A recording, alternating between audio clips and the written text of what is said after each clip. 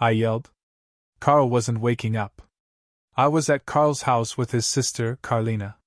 It was the day after the showdown at the cliff. Where did Jay even go? Asked Karlina.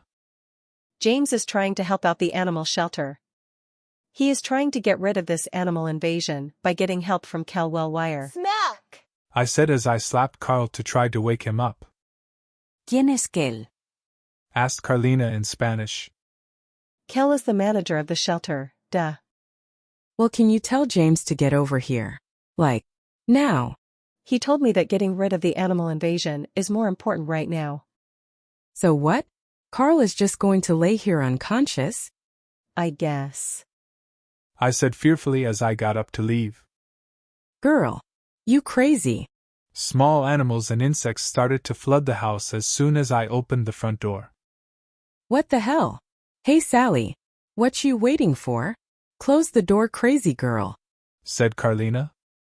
The room soon turned into a zoo. A bunch of hornets stung me and Karlina. Deer and other animals started to break Karl and Karlina's things. Somehow me and Karlina got to the roof of the house. From there we could see hundreds, thousands, possibly millions of mammals, amphibians, reptiles, and birds roaming the streets. Unfortunately, we couldn't talk because our faces were so swollen from the bug bites. Karlina's mom also got onto the roof with us. What happened to you girls? Asked Karlina's mom. Oh, you girls need some of my homemade cream. Karlina's mom took out a small glass bottle with a creamy mixture inside.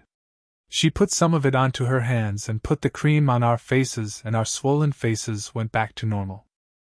Hey Karlina's friend, take a bottle of the cream for the road, insisted Karlina's mom. Thanks, I said with obvious disgust. Karlina's mom frowned. James, you better pull off a miracle, I said to myself. What are we going to do now? Asked Karlina.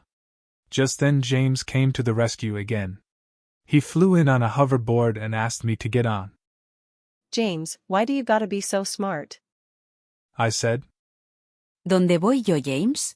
Asked Karlina in a flirty voice. Whoops, Sally has the only other spot.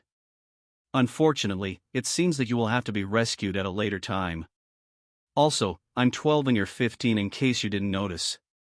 I advise you to stop talking in such an odd manner. We zoomed away before Karlina could say anything else.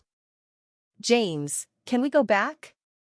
I left my guitar and drum set and bass and sitar too in Karl and Karlina's house, I told James. Not now, I have a plan to get these animals back to where they came from. The country of Sight to be precise, said James. Sight? Isn't that country like 300 miles north from here? Yeah, we might have to go to Sight to find the source of this animal insanity, said James. I forgot my phone, James. Turn around, please, I said, annoyed. May I inform you that we are by no means currently able to waste time on such mediocre tasks, said James in a tense voice. Whoa, quit talking so fancy. I barely understood you, I said. Let's just go to Sight, said James. With that being said, we headed to Sight on the hoverboard. For about 2 hours we were above water. When we started to hover above land, we saw hordes of animals stampeding south to where Lake Town and Early City are. We decided to stop a while in Silverdale, a town made by Glenn Daly and Milo Silverfrost in Northern Earl. Surprisingly, there was a border wall to not let any animals in. Unfortunately, bugs and birds were still allowed in, and we had no choice but to wear protective suits to avoid getting stung. The birds and bees didn't actually stay in the town because their goal was to reach the south, not here. The town almost seemed abandoned. All the stores were closed and the sounds of cars and people laughing were nowhere to be found. We walked the streets, but there was nothing to salvage from landing here. We soon realized that we had just wasted about 15 minutes looking for nothing. We got back on the hoverboard and headed directly towards Sight. Another hour passed, and we finally reached Sight. We followed the stampeding animals upstream until we finally landed in a dense forest. I looked around and I found a strange gray number 7 on the ground. Huh. James, what's this? I asked James as I picked up the gray 7. It felt soft and fuzzy, similar to a peach. Before James came over to look, I saw another number on the ground, then another and another. Suddenly and without warning, a herd of stampeding bulls came and ran over some of the numbers. A few stopped to eat the numbers. They're multiplying when they eat the numbers, shouted James. That's bullcrap, James. Why would that happen? I said ironically. I am dead serious, Sally Clementine, said James, almost yelling. We need to mend this ASAP. I've never seen you so mad, Jamie. Don't call me Jamie. Only my mother can call me that, he yelled. Damn, who pissed in your cereal this morning? I teased. I regret saying that now. He was not happy. Sally, I need you to listen for a moment.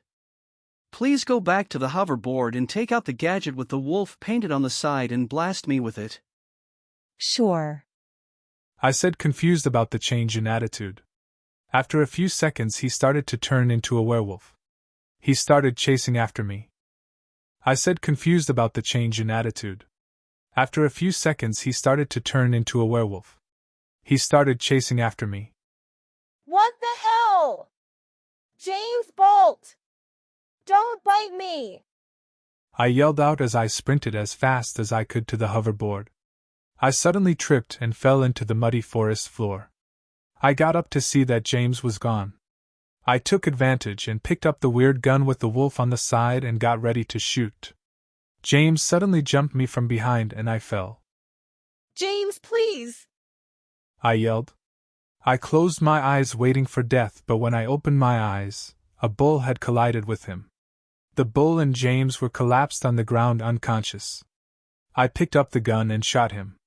James was back to normal, but for whatever reason, he was wearing gray clothing instead of his traditional blue tee and black pants. Strangely, the bull had turned into a red-haired woman.